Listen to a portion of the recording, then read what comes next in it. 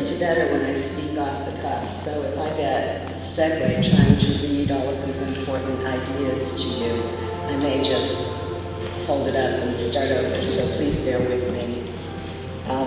How did I find myself in Haiti?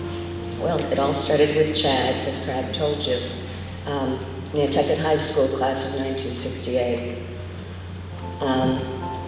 Early last winter, Chad and some of his friends founded Grassroots United, small, entirely volunteer-driven relief group to answer to the cause in Haiti. On the ground in Haiti, Grassroots United is pioneering a new kind of disaster relief, a new strategy, and a new way of thinking. Maybe it all started a long time ago, way before that Bordeaux and the recording. Maybe it started when Chad was about 3, and Bob and Chad and Jillian and I went up to Prince Edward Island, about 30 miles off the ice floes, to save the lives of baby seals. Dad was the seaplane pilot. Mom was the volunteer for International Fund for Animal Welfare. Chad and Jillian came along and got to play with those baby seals, and they became the poster children for the movement. Maybe it began later than that. Maybe it was when the Nantucket AIDS Network first began its own Nantucket grassroots organization, when Cheryl Bartlett and a few dozen other people, Catherine Hull and me and Bob, and Chad as a volunteer, did what we could to raise awareness and raise money. It could have been Christmas strolls past, when Bob was volunteering for the Chamber of Commerce lighting Christmas trees, and Chad along his side helping. Who knows? Either way you think about it, it began in this community, and we all know why. Suddenly last winter, I found myself on a plane on the way to Haiti. I was terrified. I really was. I wasn't afraid of danger. I knew my son would protect me. I wasn't afraid, really, of what I knew I would have to face. I was really afraid of whether I could do it. Well, come to find out, your body goes on autopilot. You can do anything. What I witnessed is really shocking. It was 140 days after the quake, and I realized that more people's lives were in immediate danger now than were during the earthquake itself. The media's gone. Billions of dollars, tonnage of supplies in warehouses still on the ground in Haiti, undelivered. While I was there were calls to Grassroots United from 3 of the largest medical disaster relief groups on the ground in Haiti at the time. They were phasing out of disaster relief and phasing into a reconstruction phase of their response. These $25 million in medical supplies were about to be incinerated. Everybody always says, why? Chad quickly said, Mom, why isn't that what's important? We just need to fix it.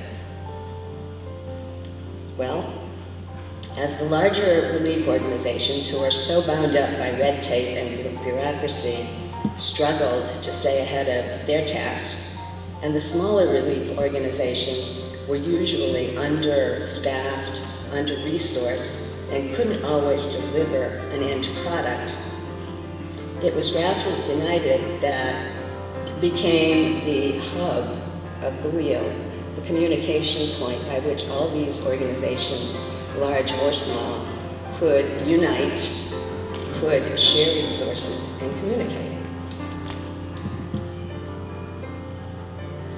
There are, at this time, I believe, 40,000 disaster relief groups in Haiti.